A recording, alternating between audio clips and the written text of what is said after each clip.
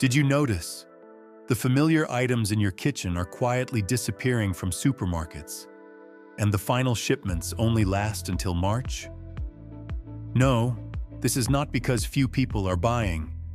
The system behind is under such pressure from costs, logistics, and new retail strategies that it can't maintain stock. Imagine walking into a supermarket. Shelves that were once full now hold only 1 to 2 boxes. Prices soar, and some flavors disappear completely. Daily routines are disrupted.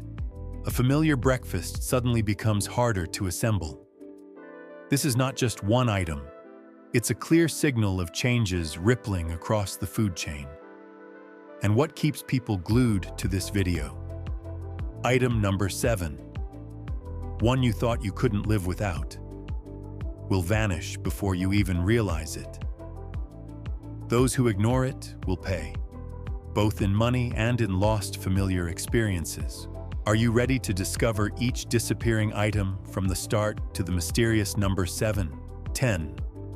Canned tuna. You stand in front of the canned fish aisle, reaching out as usual, then pause. The shelf isn't empty, but the exact tuna you usually buy, gone. Instead, a few unfamiliar brands, higher prices, premium labels, but not what you need. You think, maybe it hasn't been restocked yet. But visit 1 or 2 more supermarkets and you'll see the same story. It's not scarcity. It's being pulled from the system. Canned tuna has never been hard to sell. It's cheap, convenient, high in protein. Open the can and eat. And that's exactly why it's becoming a problem. Behind the scenes, the numbers just don't support it anymore. Fuel for fishing boats has jumped 30 to 40%. Quotas are tightened. Cold chain shipping sometimes costs 2 to 3 times more. A $1 to $2 can of tuna no longer fits in the system. Here's the key. It's not disappearing because it doesn't sell. It's disappearing because selling it is no longer profitable. The silent killer hides where you don't look.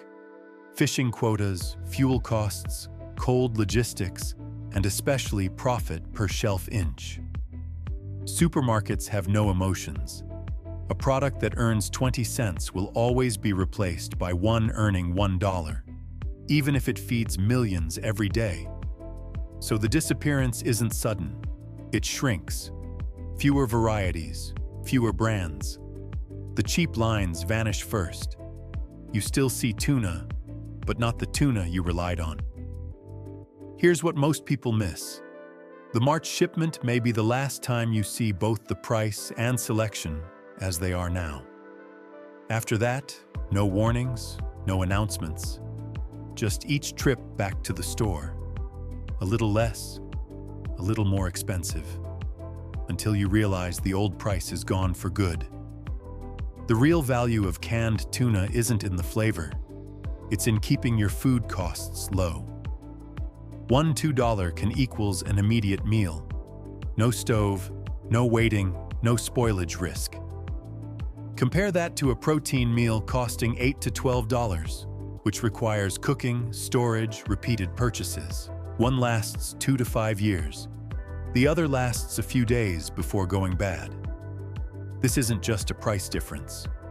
It's the difference between control and dependency. And when canned tuna disappears from its usual spot, you're not just losing a cheap meal. You'll be paying more for the same meal forever. Not once, but every week, every month, every year. And when there is less tuna, you will buy more fresh meat. The cost per meal increases. You will have to go to the supermarket more often. You depend on the fridge. The electricity bill rises, total living costs increase. Yet you cannot pinpoint exactly why. Everything still looks normal. The shelves are still stocked, but the structure underneath has changed. Tuna does not disappear because it is unnecessary. It disappears because it is too cheap for the system to continue keeping it. And when you realize that, The cheap option has long been gone. 9. Traditional concentrated juice. There is a very small thing that many people do not notice until it disappears. Your freezer no longer has boxes of concentrated juice. Previously, just one small box. You could make many glasses, use it for the whole week. Now you stand in front of the juice aisle. Everything is still full, but all fresh, organic, low sugar, and none of the items you used to stockpile. There is a comment I read recently. I used to always keep a few boxes of concentrated juice in the freezer. Now I go to 2 to 3 supermarkets and cannot find any. Sound familiar? You might think simply, people are drinking healthier, so it disappeared. But that is just the surface. The demand for juice has never disappeared. What disappeared is a type of product no longer suitable for the current system. Concentrated juice is cheap, long-lasting, slow-selling, low-profit. Meanwhile, fresh juice, premium juice sells at a higher price, turns over faster, easier to market.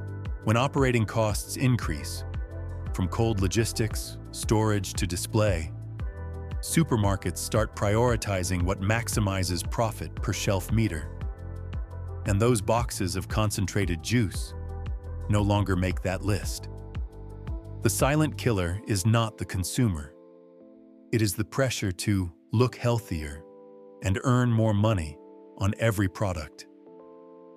A box of concentrated juice could serve you for a whole week for a few dollars, but a bottle of fresh juice can sell for 2 to 3 times the price, and you have to keep going back to buy it.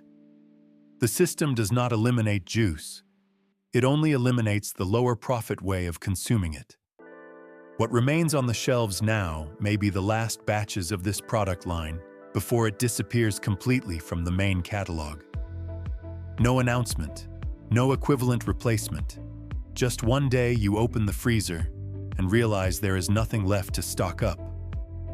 The real value of concentrated juice was never in superior flavor.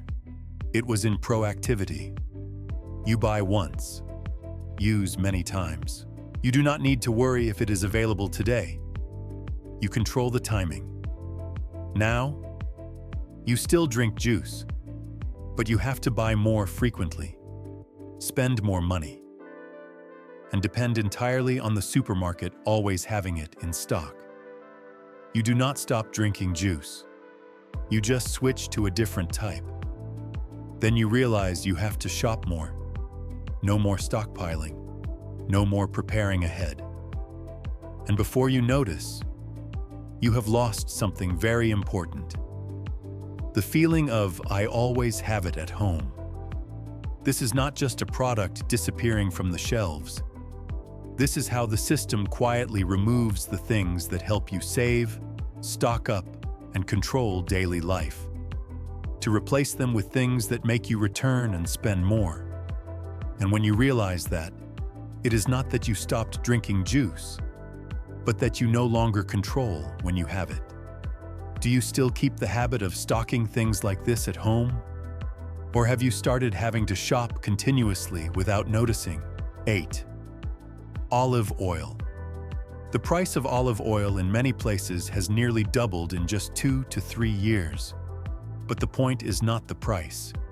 It is the familiar bottles disappearing from the shelves before you even notice.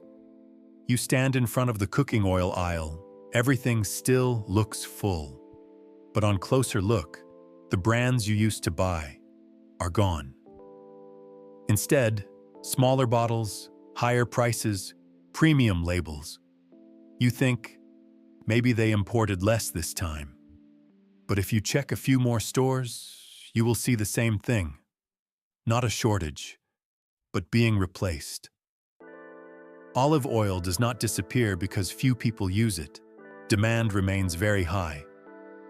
But behind the scenes, the system starts to buckle.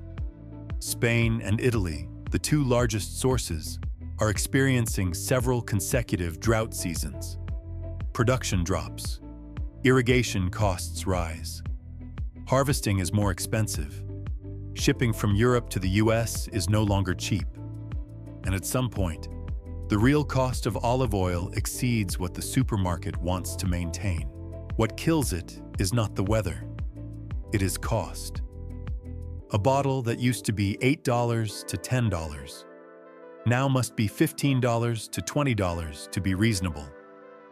But supermarkets do not want prices to rise too visibly. They do something more subtle. Reduce choices. Keep the high margin line. Push familiar brands out. And that is why you still see olive oil, but no longer the one you trust.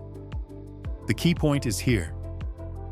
The shipments in March may be the last time you see the full range of choices as before. Afterward, there will be no announcement. Just each time you return, slightly less, slightly more expensive, until the old price disappears completely. Olive oil is not just oil. It is the flavor you know, the way you cook, the quality you trust. When it leaves its old spot, you do not stop. You just switch to something else. Then you realize the dishes are no longer the same. You use more to compensate. You try a cheaper type. And before you notice, your eating habits have already changed. The contrast is very clear. On one side is extra virgin olive oil, stable, familiar. On the other side is substitute oil, cheaper at first, but never delivers the same results. It is not that you choose the better one. You are choosing what is left. Olive oil does not disappear because it is unnecessary. It is being reduced because the system can no longer sustain the old price.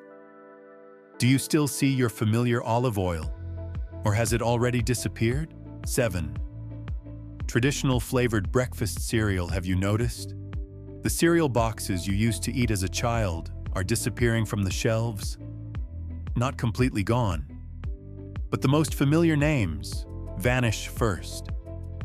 The shelves are still full, but with lower sugar, healthier, premium, and more expensive. You think, just a trend, but that is only the surface. People continue to eat cereal. They just can no longer buy the old versions. Behind the scenes, everything has changed. Ingredient prices rise. Sugar is more strictly controlled. Nutrition regulations tighten, and especially, the marketing pressure forces every product to look healthier. But the real issue is not health, it is money. A traditional cereal box, cheap, sells steadily, but very low profit. While a healthy cereal box can sell for double the price, higher profit, and easier to advertise. The system does not eliminate cereal. It only eliminates the version no longer worth keeping.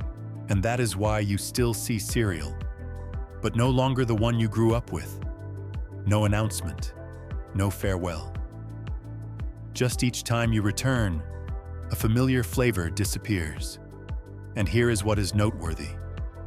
What remains on the shelves now may already be the last batches of the traditional lines.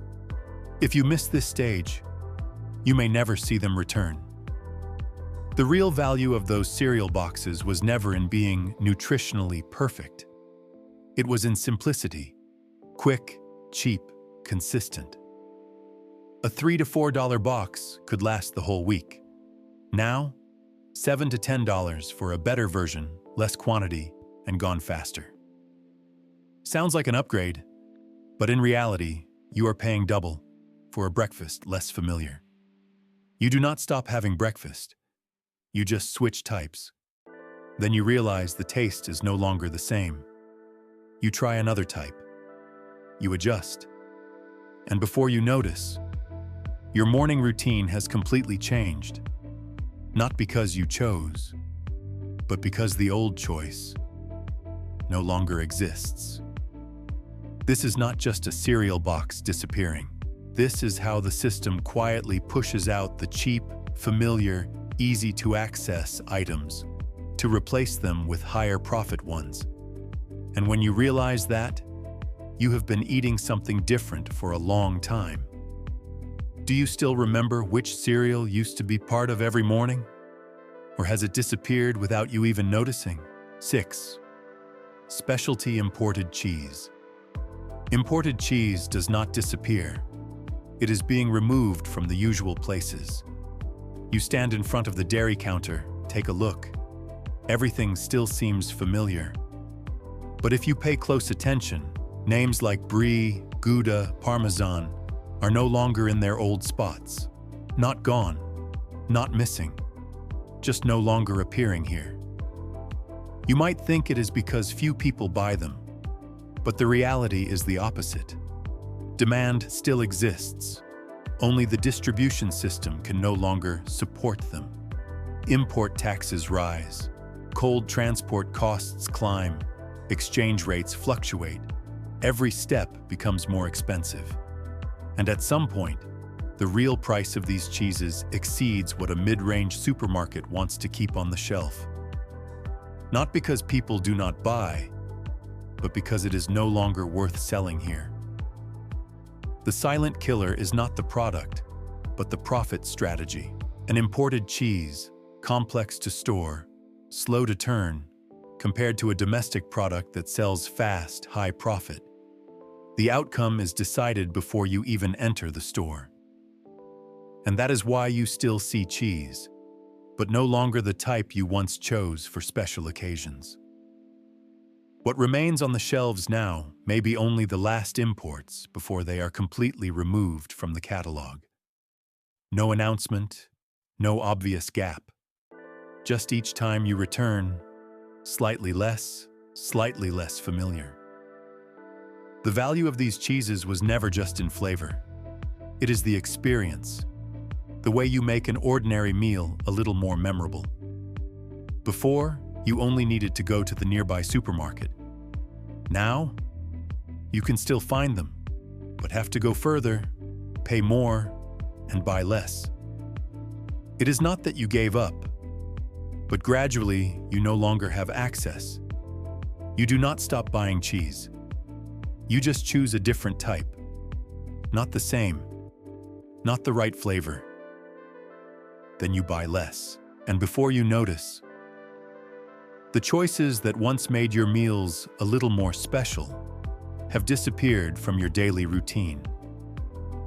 This is not just a few types of cheese being cut from the shelves. This is how the system quietly pushes products that are hard to optimize for profit out of common consumer space, and keeps the ones that sell easily and profitably. And when you realize that, it is not that the cheese disappeared, but that it is no longer where you can easily reach it. Are you willing to pay more and go further to keep the flavor you like? Or will you accept what remains? 5. Specialty flours and adapted flours. Last week, I remade the exact bread recipe I have used for years, but it did not rise as before. At first, I thought I had made a mistake, but when I went to the supermarket, I realized the flour I always used was no longer there. The shelves were still full, but only a few familiar options remained. All-purpose, a few basic types. Granary bags, whole grain, whole wheat flours, disappeared from the main shelves without any sign. You might think simply, maybe few people buy them. But the reality is the opposite. These flours have never disappeared from demand. They just no longer fit the way supermarkets operate today. As storage costs rise, shipping increases, and the pressure to optimize every shelf meter becomes stricter, supermarkets start doing the easiest thing: keep the products that sell fastest, simplest, and with stable profit. And in the process, diversity gets compressed. The silent killer is not in the user's habits. It lies in the fact that each specialty flour occupies a spot on the shelf, but turns over more slowly, profits less, and is more complex in the supply chain. When everything must be optimized, the choices that are not perfect for profit are eliminated first. Not because they are bad, but because they are no longer worth keeping. I tried switching to a different flour. Same recipe, same method, but the results were completely different. Once I had to discard an entire batch, not because I made a mistake, but because the ingredients were no longer the same. And here is what many people do not realize. You no longer choose the flour that fits the recipe. You are forced to adjust the recipe to fit what is left. What remains on the shelves now may already be the last batches of specialty flours.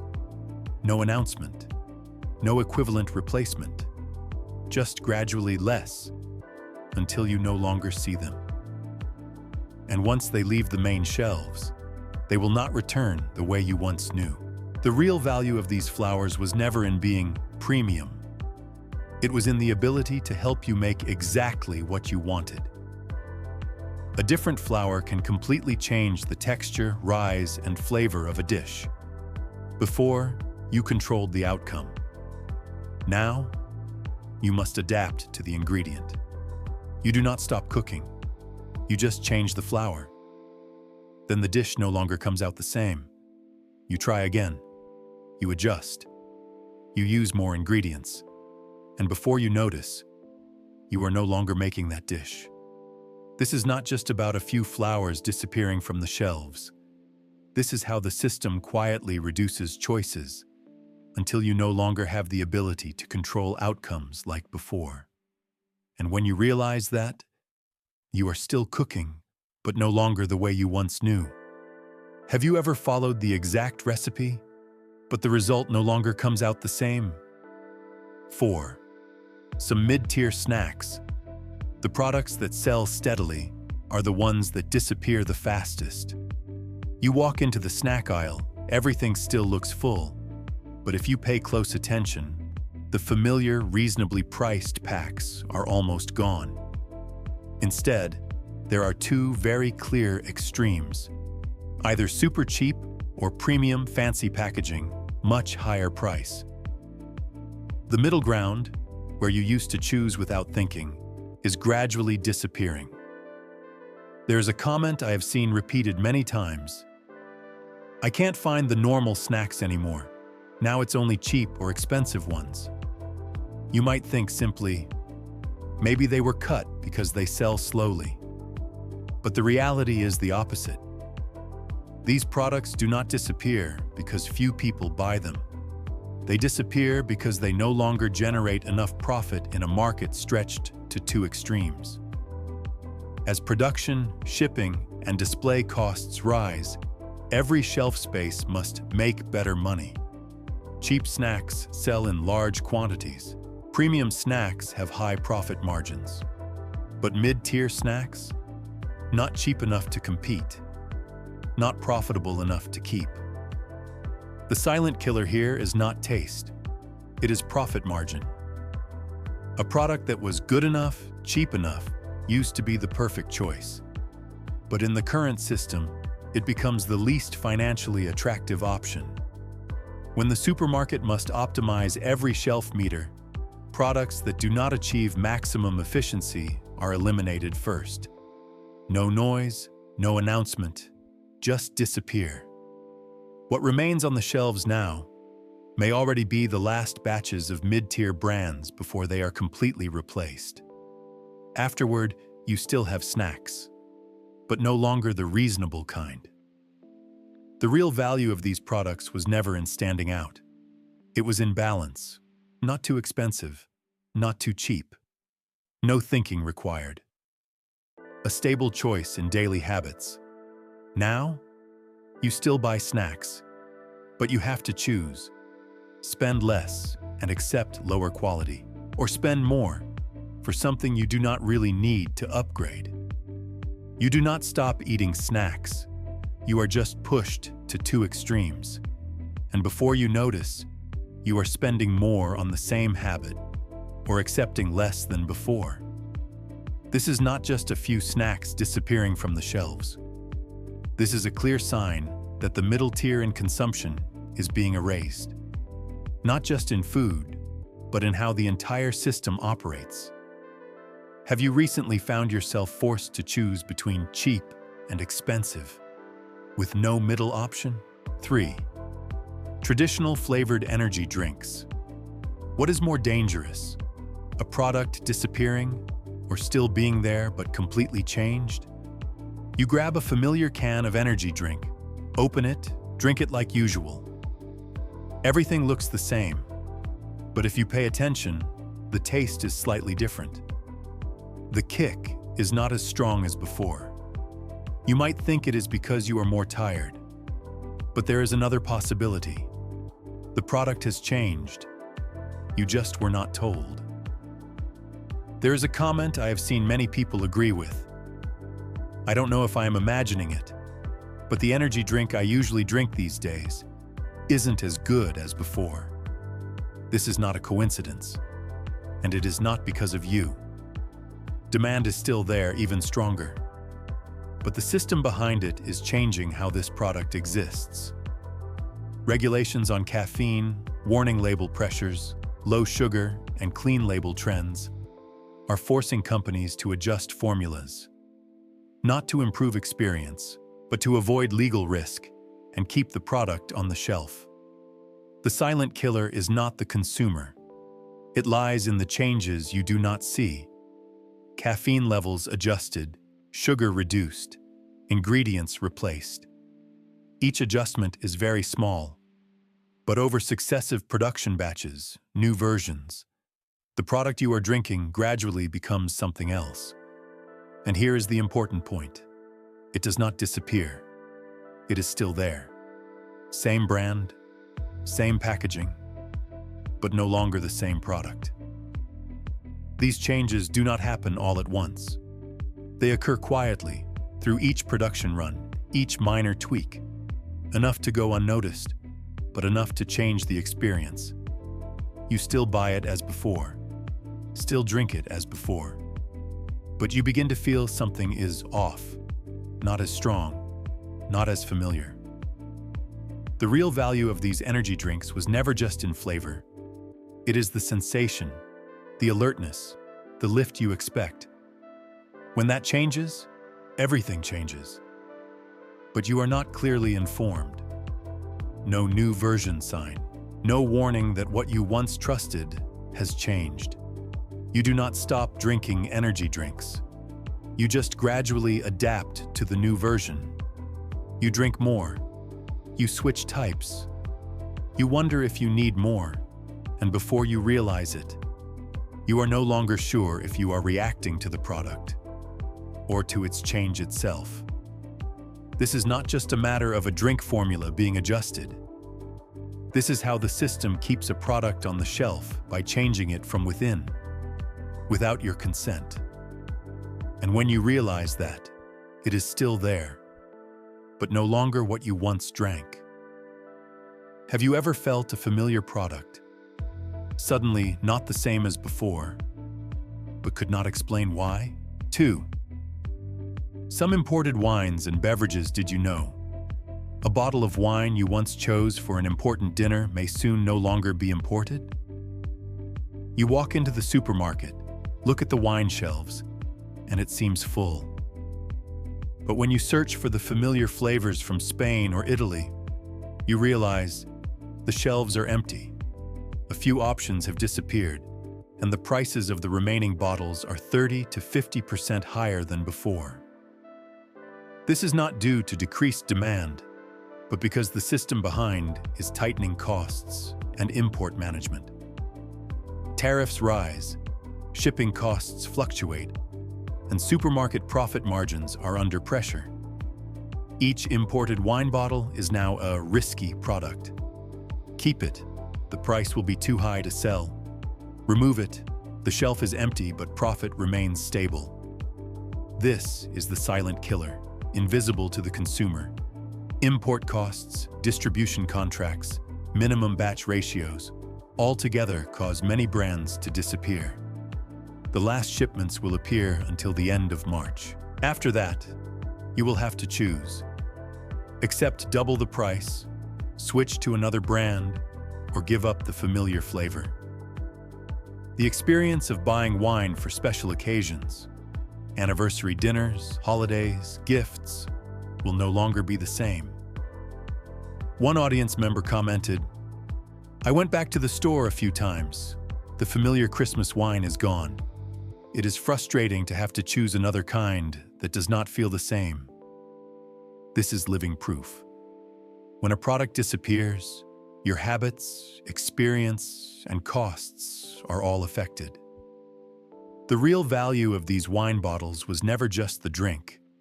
It is the experience, the convenience, the right moment in life. When the system changes from within, you still hold the bottle, but the feeling is completely different. This is not just a matter of a few imported wines disappearing. This is a sign. The global food system is shifting, and the choices that were once familiar will become increasingly rare and expensive. Can you still find the familiar flavor for special occasions? Or have you started to get used to accepting substitutes? 1. Imported wine. Premium imported alcohol. Do you remember the last time you bought your favorite French or Italian wine for a special dinner? You walk into the supermarket, shelves still full, but the familiar flavors you once chose are now only a few scattered bottles, prices up 30 to 50%. Some completely gone. This is not because fewer people buy them. The system behind is tightening costs and supply. High import taxes, fluctuating shipping costs, tight supermarket profit margins. Each imported bottle is now a risky product. Keep it, price too high to sell, remove it, empty shelves, but stable profit. This is the silent killer you do not see. Restrictive distribution contracts, batch quotas, minimum stock requirements. The last shipments will appear until the end of March. After that, you will face a choice. Pay double, choose a domestic alternative, or accept that the familiar experience is gone. One viewer commented, "I went looking for my usual Christmas wine 3 times. Now I have to pick another kind. The taste is gone, and the feeling is completely different." The psychological impact. Prices double, special occasion experiences change. Real sense of loss as familiar habits disappear. The value of these wine bottles was never just the drink. It is the experience, the meaningful moment in life. This is not just wine disappearing. It is a sign that the global food system is shifting, and familiar choices are becoming rarer and more expensive. Will you keep your old habits or accept substitutes? Special moments are changing in ways you may not have noticed. Are you ready? You have just seen 10 familiar grocery items disappearing, from wine bottles, canned fish, flour, juice. Each product is a small signal from a shifting global system. This is no longer a matter of temporary shortages. It is a warning that what you once considered stable is becoming fragile. When one item disappears, it sets off a domino effect. Rising prices, narrower choices, altered habits, and you are forced to adapt faster than ever. Products that seemed ordinary turn out to be sensitive indicators of the entire supply chain, costs, and retail strategies. The question for you: how will you prepare so you are not swept away by these changes? Will you keep old habits, pay more, or find a way to take advantage of new options before the window closes? One thing is certain: it is not just 10 products disappearing. It is a clear message. The market, costs, and your experience are changing permanently. Leave a comment. Which product worries you most, and how will you act before March?